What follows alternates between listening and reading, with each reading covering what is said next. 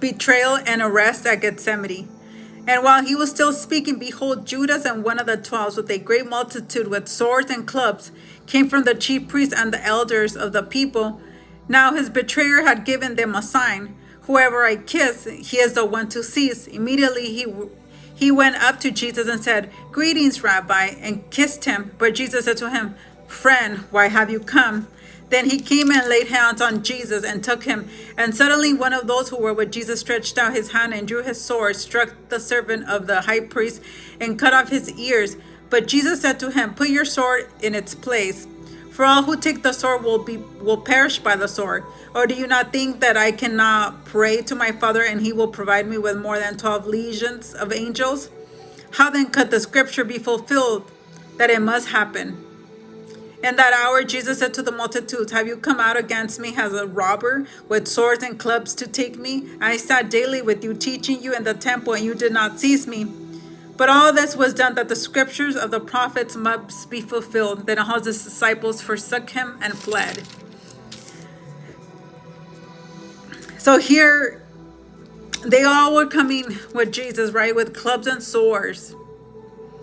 But his betrayer came and he betrayed him with a kiss.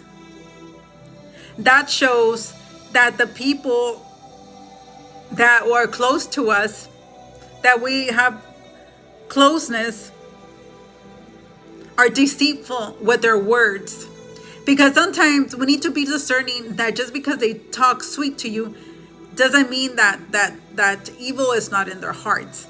Because here, when he came, Judas, to betray him, he said, Greetings, Rabbi, which means greetings, teacher. So he was exalting him. And that's sometimes what people will do. They will exalt you, so you don't even see it coming. You don't even see the betrayal, because you're so full of yourself that when pride hits, you disregard the things that they do for God to give you the red flags. But here he came and he said, Greetings, Rabbi, and kissed him. But Jesus said to him, Friend, why have you come? Jesus called him friend, but Jesus knew what he was doing, because Jesus said that, but all this was done that the scriptures will be fulfilled. It says, and all his disciples forsook him and fled. So at the moment when he needed everybody to be there, everybody left, and there was nobody standing with him but him alone. And sometimes that's just what we need to do, is learn to stand alone and stop expecting people around us to be there when we need them. Because if Jesus went through it, so do we.